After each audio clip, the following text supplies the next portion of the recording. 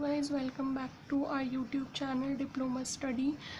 In this video we are going to talk about sequence of execution of hardware interrupt. Basically there are four types, but one is left, that is INTR, which has different sequence of execution.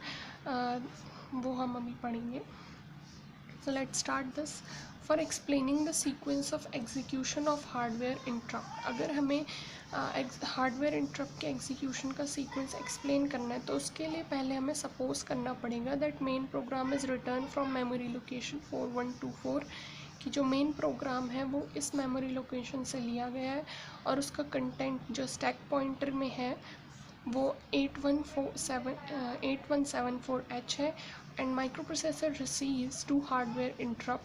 Micro processor ने दो hardware interrupt RST 7.5 and RST 5.5 receive किया है. तो अभी हमने ये सब assume कर लिया. क्या सबसे पहले मेमोरी लोकेशन, दूसरा कंटेंट ऑफ स्टैक पॉइंटर किस मेमोरी लोकेशन में है, तीसरा दो हार्डवेयर इंटरप्ट आई है RST 7.5 एंड RST 5.5. तो इसका सीक्वेंस अभी हमें पढ़ना है कि आखिर कैसे एग्जीक्यूट होगा instructions. Let's study. Step of execution.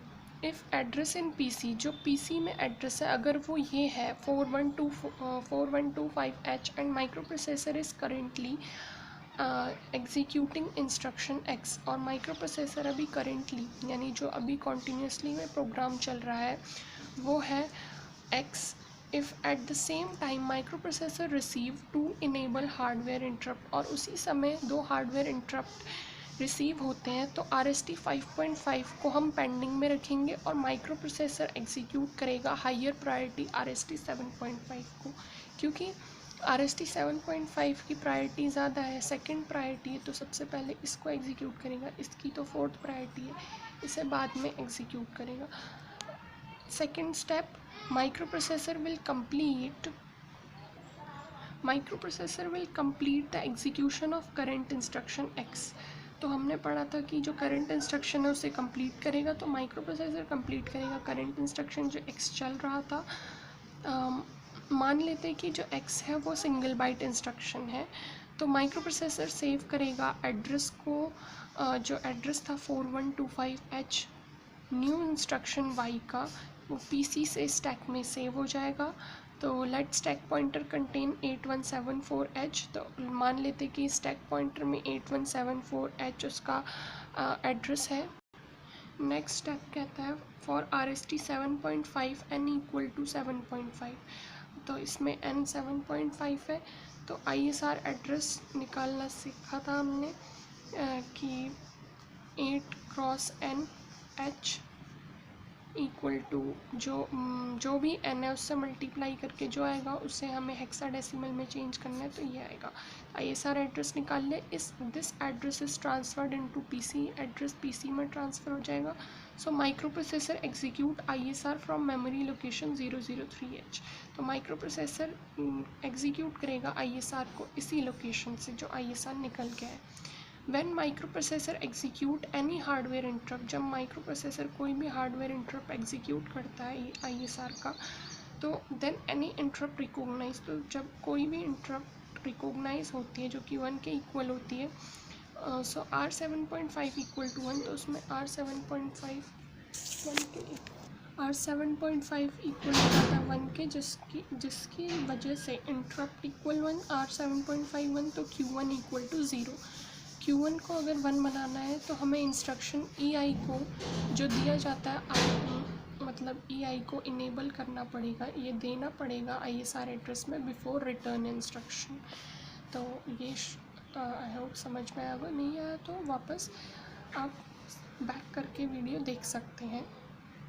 Now this is the sequence of execution of hardware interrupt INTR which is much different from the rest of the interrupts. So इसे पढ़ते हैं. ये इसका डायग्राम है कि कैसे सीक्वेंस को मतलब कैसे एग्जीक्यूट होता है हार्डवेयर इंटरप्ट INTR, उसका सीक्वेंस. आइए पढ़ते हैं. If address in PC is 2165, अगर मान लेते हैं जो पीसी का एड्रेस है वो 2165H है, तो microprocessor is currently executing instruction X. तो माइक्रो प्रोसेसर करेंटली एग्जीक्यूट करेगा इंस्ट्रक्शन एक्स को। इफ़ इंटरप्टिंग डिवाइस गिव्स, अगर इंटरप्टिंग डिवाइस देता है लॉजिक 1 INTR पिन में, तो माइक्रो प्रोसेसर चेक करेगा स्टेटस INTR पिन का कि लास्ट क्लॉक साइकिल यानी करंट इंस्ट्रक्शन के लास्ट क्लॉक साइकिल में क्या स्टेटस था INTR पिन का। So pulse width on INTR pin should be, जो पल्स विथ है INTR विथ, तो जो INTR में जो पल्स विथ आएगी वो 5.8 माइक्रोसेकंड होनी चाहिए। और ये इम्पॉर्टेंट है कि कॉल को 18 क्लॉक साइकिल रखते हैं।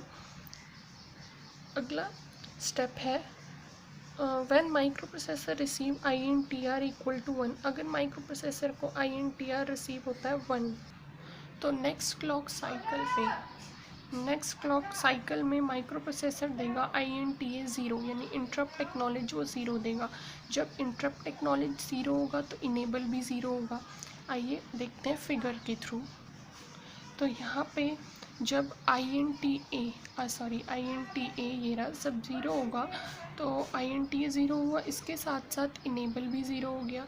इनेबल 0 हुआ तो ये 8 बिट ट्राई स्टेट बफर ये इनेबल हो गया। तो ऑपकोड जो D7H ऑफ RST2 इंस्ट्रक्शन, इसका ये जो ऑपकोड है ये ट्रांसफ़र किया जाएगा डेटा लाइन D7 से D0 के थ्रू ट्रांसफ़र किया जाएगा। तो फाइनली माइक्रो प्रोसेसर तो ट्रांसफ़र होके यहाँ पे जा रहा है, तो माइक्रो प्रोसेसर ट्रांसफ़र करेगा इस ऑपकोड को, ये जो RST2 का ऑपकोड है D7H, इसको ट्रांसफ़र करेगा RST2 में और ये इंस्ट्रक्शन रजिस्टर में चला जाएगा। तो माइक्रो प्रोसेसर आई होप समझ में आया होगा। So micro processor will execute RST2 instruction before instruction Y, यानी नेक्स्ट इंस्ट्रक्शन से पहले जो RST2 इंस्ट्रक्शन है वो एग्जीक्यूट कर देगा micro processor. That is micro processor execute ISR from location 8x2, यानी अब जब माइक्रो प्रोसेसर का RST2 इंस्ट्रक्शन कंप्लीट हो जाएगा तो वो एग्जीक्यूट करेगा ISR से, ISR की लोकेशन से, जो कि हम निकालते हैं from by using the formula 8x(n) H और हेक्साडेसिमल में चेंज करके। सो आई होप आपको ये वीडियो समझ में आई होगी। Thanks for watching the video. Stay safe, stay healthy.